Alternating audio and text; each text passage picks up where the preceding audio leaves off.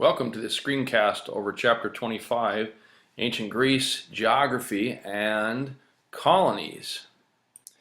Okay, modern-day Greece is a small country in southern Europe, shaped a little bit like a hand. The fingers reach out in the Mediterranean Sea, and the mainland of Greece is a peninsula. Now, remember that a peninsula is land that is surrounded on three sides by water. Greece also includes many islands throughout the Mediterranean and the Aegean Sea. Now, the mainland of Greece is a land of steep and rocky mountains, almost entirely surrounded by a turquoise blue sea. The ancient Greeks lived on farms or in small villages scattered throughout the country. These farms and villages were isolated or separated from one another by high mountains. So the question is, why did the ancient Greeks create colonies? I'd like you to pause the video for just a moment and think about that. Now that you're back,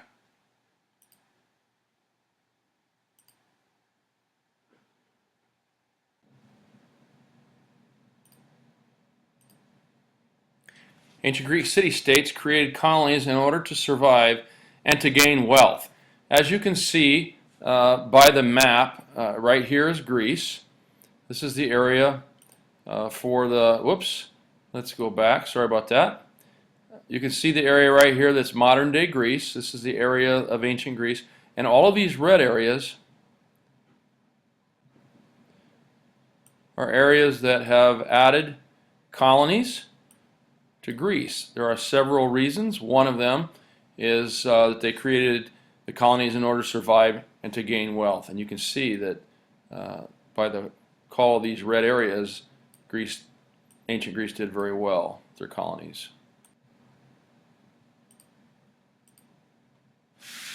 So how would you define a colony? Please pause again and think about that. Before we go on to colonies, in ancient Greece, communities were isolated from one another because of the high mountains.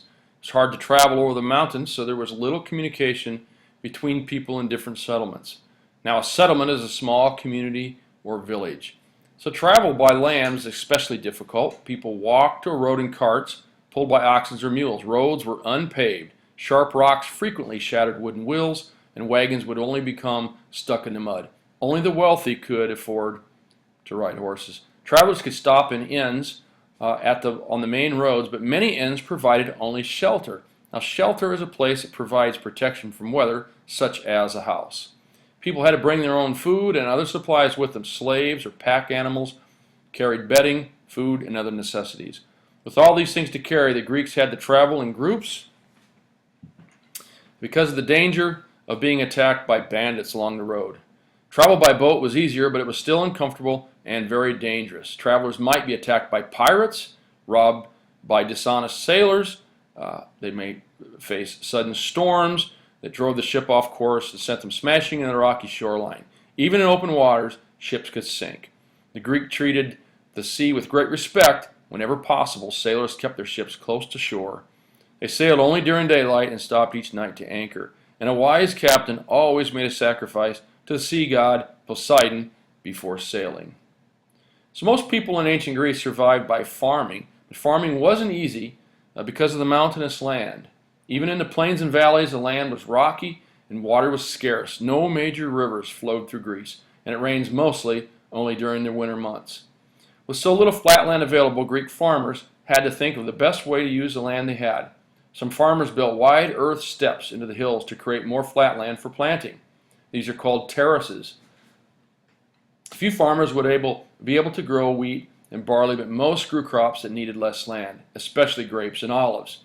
Greek farmers produced lots of olive oil, which was used for baking, soap, and fuel for lamps. Ancient Greek farmers grew food for their own families in addition to small vegetable gardens. Many farmers planted hillside orchards of fruit and nut trees. Some Greek families were able to use bees to make honey. Honey was the best known sweetener in the ancient world.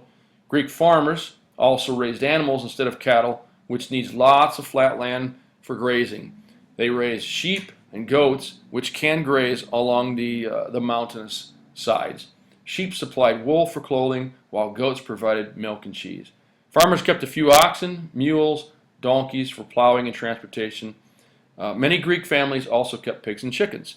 The shortage of good farmland sometimes led to war between Greek settlements, with each claiming land for itself. As you'll see, some settlements were forced to look beyond the mainland for new sources of food and other goods. So back to the question, how would you define a colony? First, the ancient Greeks created colonies in order to survive. As the populations of Greek communities grew, some communities did not have enough farmland to feed their people. One solution for the problem was to start colonies. Colonies of settlements in distant places. Many Greek communities sent people over the sea hoping they could grow food in new lands and send it home.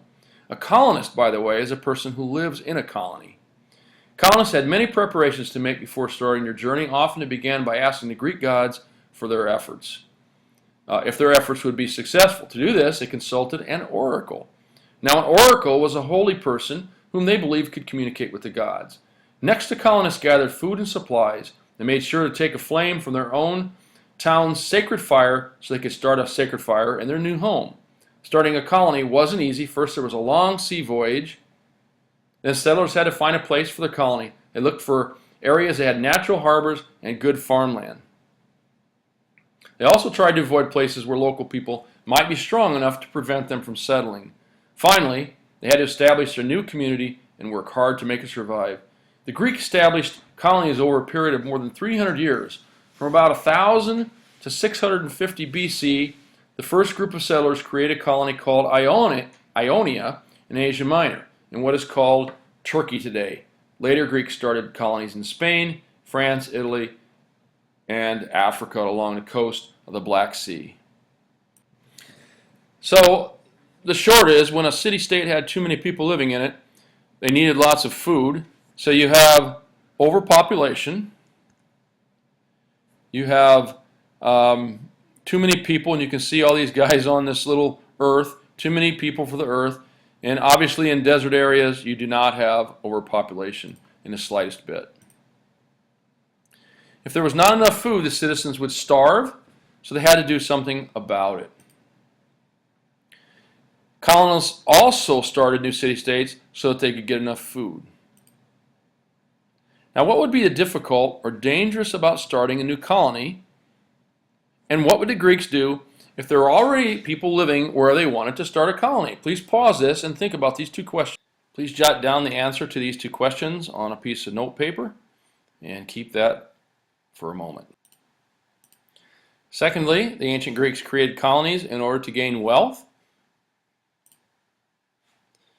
Colonists created new city-states in order to trade. You have to have a trading partner because the whole point of a colonist or a colony would be that their products would be grown, food would be grown that you probably couldn't grow in your homeland.